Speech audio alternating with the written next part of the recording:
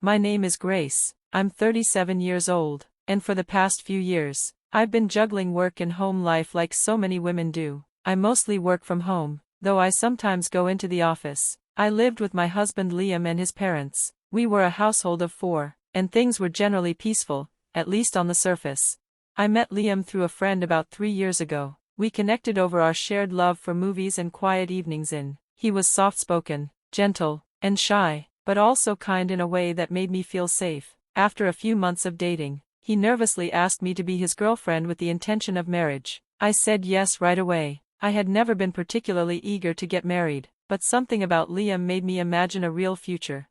About 5 months later, he proposed. His parents were welcoming from the beginning. I was grateful that we didn't have the usual in-law drama people always talk about. His mother even helped out with housework when I got swamped with work, and I did the same for her when she wasn't feeling well. His father was a calm, supportive presence in the house. It felt like a good, stable life. But there was one person who always cast a shadow over it, Liam's sister, Madison. Madison lived about an hour away by train. She got married young and rarely visited. The first time I met her, she looked me up and down and made a cruel comment about how I was too old to be marrying her brother. She even hinted that I must be after their family's money. I was shocked, and so were my parents who were visiting at the time. Thankfully, Liam's parents stood up for me and told her to watch her words.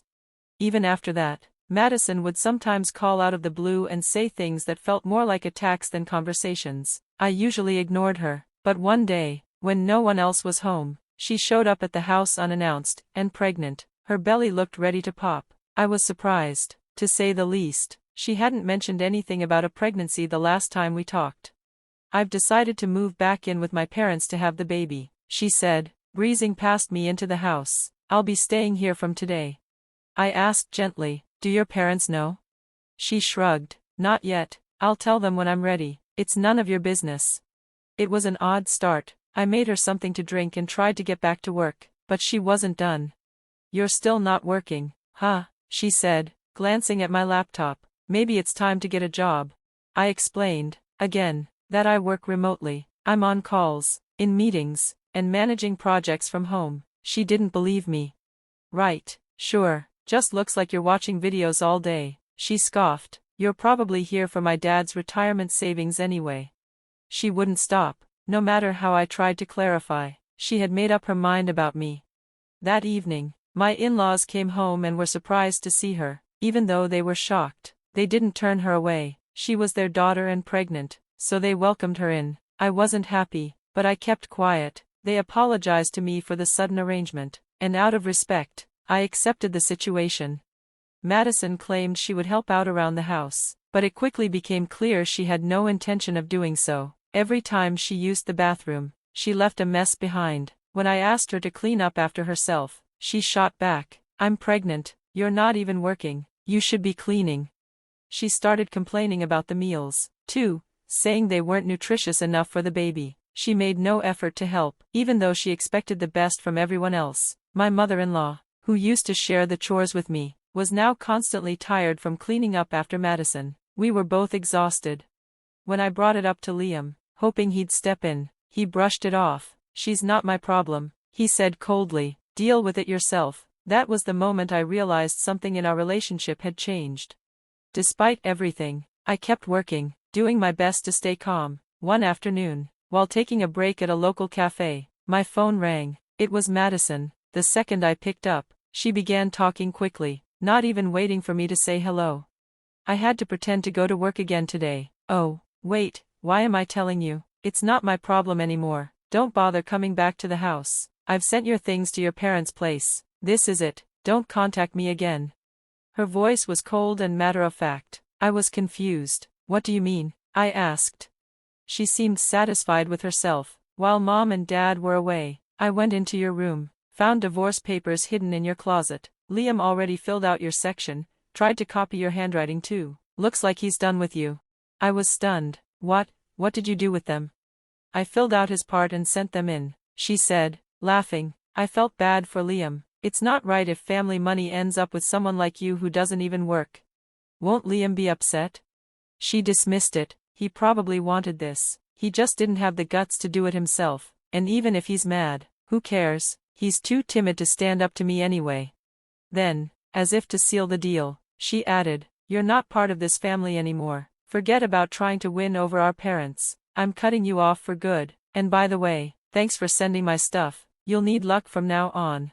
Strangely enough, even though her words stung, I felt a surprising sense of relief. Maybe, deep down, I had been waiting for something like this to end things for good. I had lost a husband and a home, but I had also finally seen the truth. And I knew, I deserved better.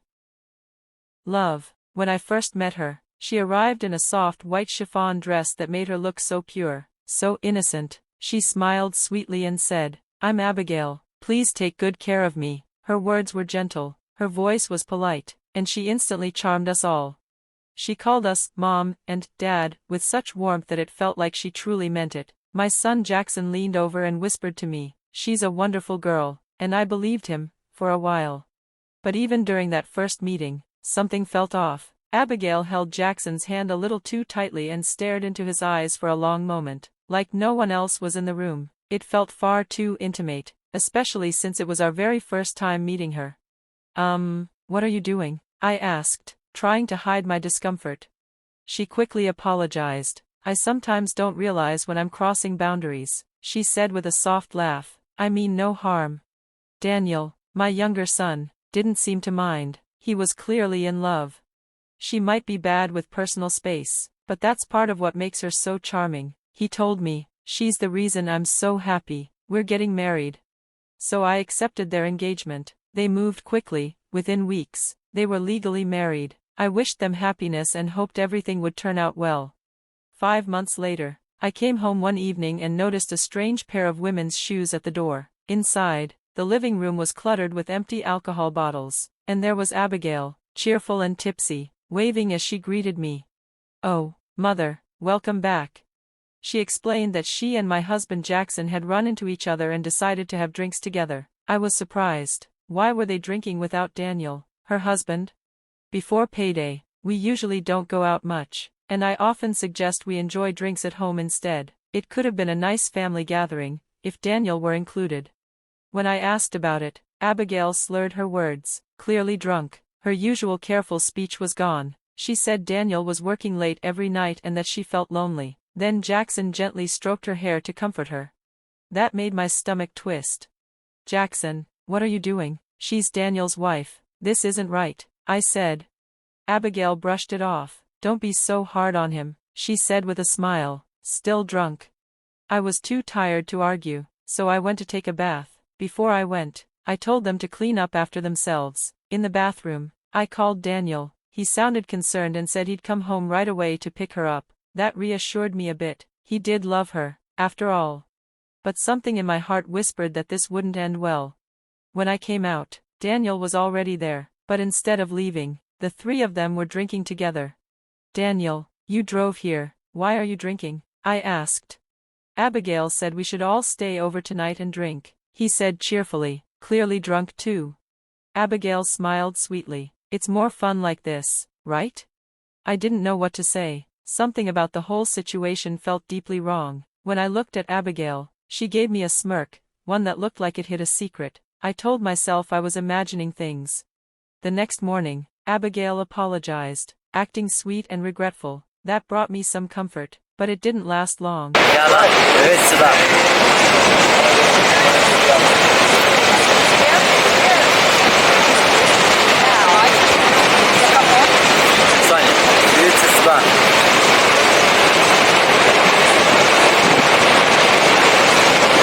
Jackson said I had made Abigail suffer, and that this was her justice. I tried to defend myself, but he didn't want to hear it. Abigail cried, and Jackson believed every word. Then Daniel joined in, angry and accusing me of being cruel.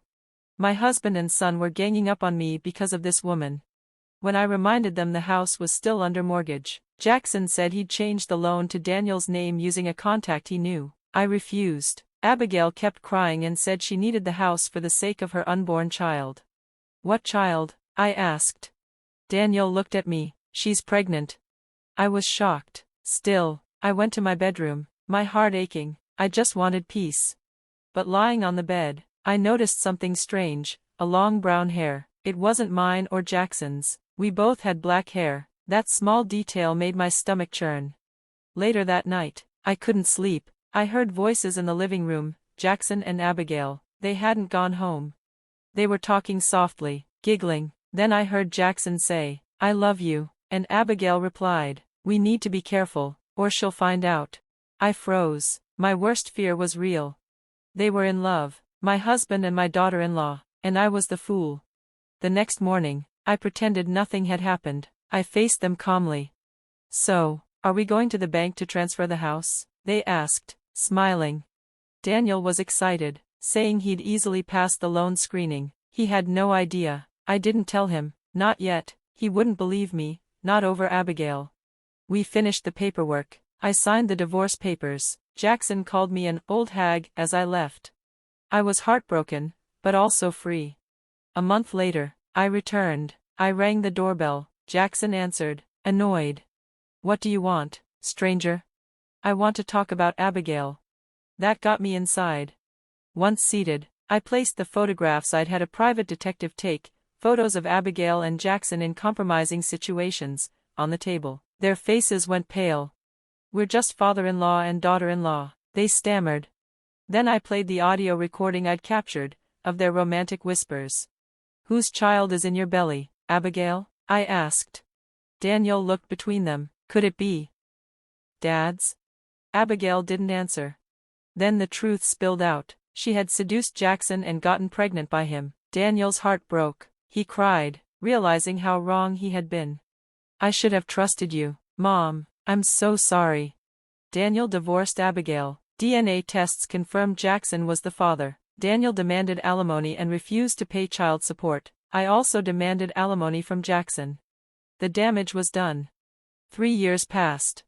Abigail and Jackson now lived together, calling it a family, but Abigail was alone. Other mothers at daycare avoided her. Her own parents disowned her. She had gotten what she wanted, but it came with a price. Daniel lived alone in the house that used to be mine. He tried to erase their presence, scrubbing every memory clean. One day, he gave me tickets for a trip. "Please go somewhere nice, Mom. I want to make up for what happened." I haven't forgiven him yet, not fully, but maybe, someday, I will. Because in the middle of betrayal and heartbreak, there was still a flicker of love left between mother and son.